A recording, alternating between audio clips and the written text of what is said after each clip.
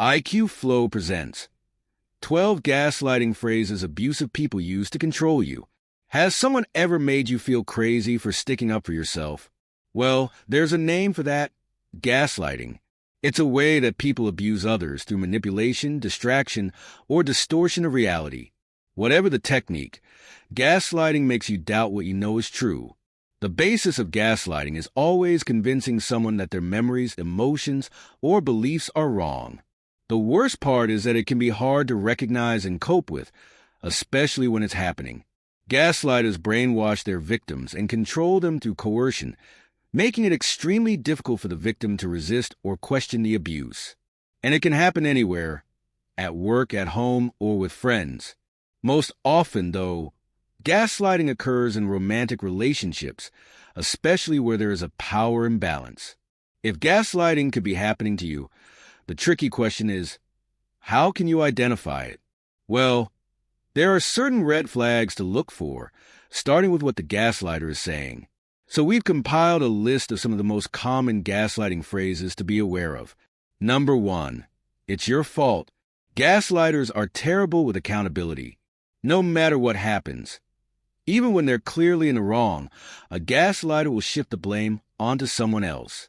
They'll say that it's your fault for what happened, how you feel, or even how they feel. And they won't stop pushing the blame onto you until you cave in and accept it.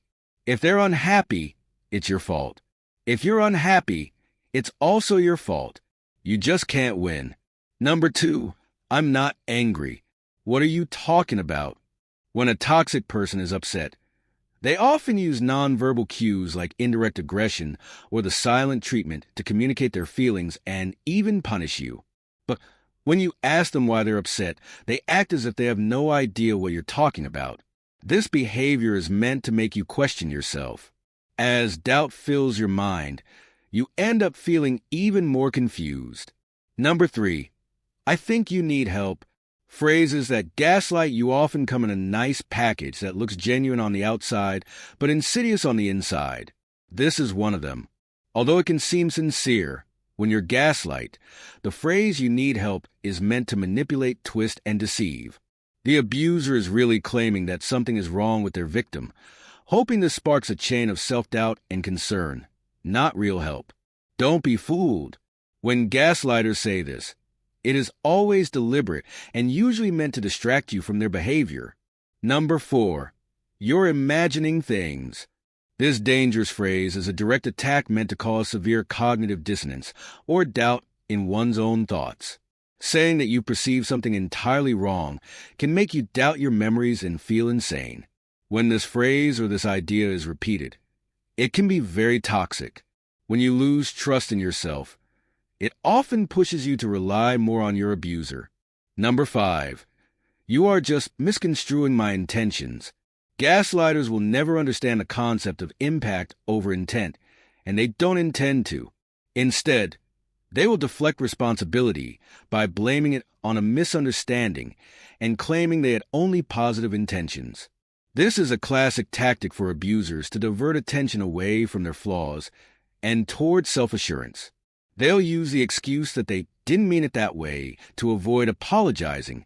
And don't be surprised if they indulge in a few lies, too. Instead of respecting your feelings, they'll lean on the idea that it was all a misunderstanding, like that excuses their behavior. Number 6, you always read too much into things. Gaslighters enjoy making you statements that will stop you in your tracks. These words indicate that you're onto something. When you communicate that you're bothered by your abuser's behavior, they often worry that you'll keep looking into it. So, they say you're overthinking, overanalyzing over anything to get you to stop. This is an extremely toxic and insensitive thing to say, but it's also a phrase that can validate your suspicions if you know what it means. Number 7, I never said that or did that. You have a terrible memory. While this gaslighting phrase is one of the most common, it's also the most sadistic. It attacks your sanity and shows that they don't trust or believe you. While it might make sense for someone to forget something they've said or done, it's ridiculous to think that you hallucinate a whole memory. A gaslighter might even warp your memory, convincing you to actually believe a made-up version that they crafted just for you at that moment. Number 8. The problem isn't with me. It's with you. If you haven't guessed by now, gaslighters are experts at evading responsibility. This phrase is especially harmful, though, because it attacks your self-esteem with psychological torture. These words can lead you to believe that you're not good enough or that you're not worthy of love and respect. Abusers tend to project their own insecurities and problems onto their victims, and this can make you question yourself, your emotions, and your behavior. It can even make you de-escalate situations and take on the blame for fear of being in the wrong. Number 9. Just forget about it. When a toxic person tells you to forget about it, it's a strong deflection that basically translates to shut up. Instead of exploring and resolving conflict, people who say this want to practice avoidance, which is a sign of an unhealthy relationship. The truth is that no one is going to forget, and the wound is only going to fester.